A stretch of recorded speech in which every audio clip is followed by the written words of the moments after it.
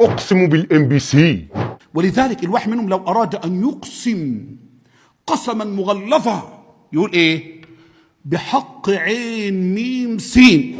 أقسم بالإم بي سي إني حزين ومصيبته وسلماه وزفتته.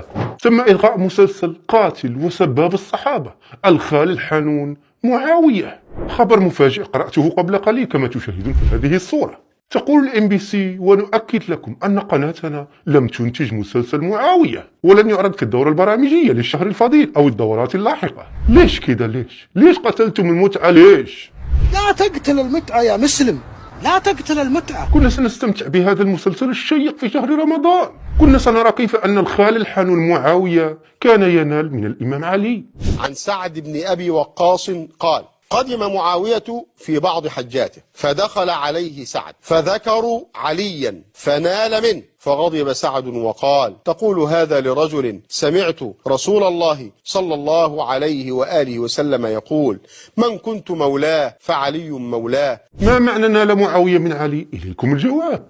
سنن ابن ماجه بشرح السندي في المجلد الأول صفحة 86 نفس الرواية. قدم معاوية في بعض حجته فدخل عليه سعد فذكروا عليا فنال منه، أي نال معاوية من علي. يقول في الحاشية قوله فنال منه أي نال معاوية من علي ووقع فيه وسبه، بل أمر سعدا بالسب كما قيل في مسلم والترمذي. ثم يبرر هذا التبرير المخزي. فيا زفتته، لماذا تم إلغاء مسلسل معاوية؟ كنا سنرى في هذا المسلسل كيف أن الخال معاوية الحنون ترك السنة بغضا بأمير المؤمنين علي بن أبي طالب، كما جاء في كتاب سنن النسائي بشرح السيوطي في الجزء الخامس صفحة 279. يقول عن سعيد بن جبير قال: كنت مع ابن عباس بعرفات فقال: ما لي لا أسمع الناس يلبون، قلت يخافون من معاوية، فخرج ابن عباس من فسطاطه فقال: لبيك اللهم لبيك لبيك، فإنهم قد تركوا السنة من بغض علي عليه السلام. ثم يقول في الحاشية: من بغض علي أي لأجل بغضه، أي وهو كان يتقيد بالسنن،